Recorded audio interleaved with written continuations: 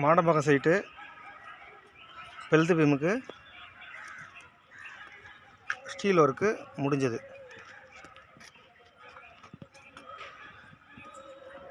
Pillar நேராக பாருங்கள், கம்பி எக்ஸ்ட்ரா ராடு வளர்த்து விட்டுருப்போம். இது வந்து சைடு காம்பவுண்டு போடுறப்ப அந்த பில்லருக்கு நேராக பெல்ட்டுக்கு நேராக வந்துடும். அப்போ நமக்கு காம்பவுண்டு கீழே வந்து நல்லா ஸ்ட்ராங்காக இருக்கும். அதுக்காக இந்தமாதிரி எக்ஸ்ட்ரா வளர்த்து விட்டுறது. பெல்ட் பீம்லே காலத்துக்கிட்டலாம் பாருங்கள், எக்ஸ்ட்ரா ராடு போட்டிருக்கு. காலத்துக்கிட்டலாம்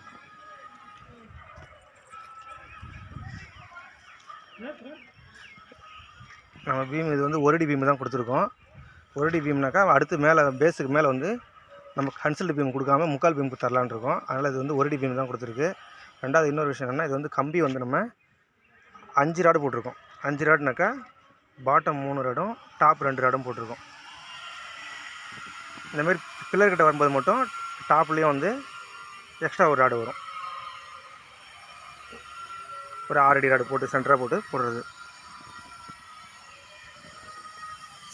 பீமுக்கும் பாருங்கள், நம்ம எல்லா ரிங்குமே வந்து ஊக்கடிச்சு தான் போட்டிருப்போம்.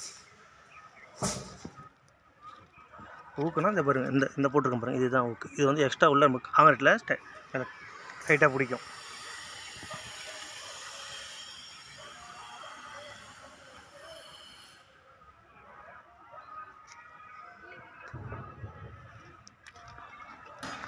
பீம் ரெடியாக கட்டியிருக்கு. காலையில் வந்து கீழெல்லாம் நல்லா மண்ணெலாம் சுத்தமாக க்ளீன் பண்ணிவிட்டு பிசிசியில் பலகை சைடு வச்சுட்டு காங்கிரீட் போடுறது தான்.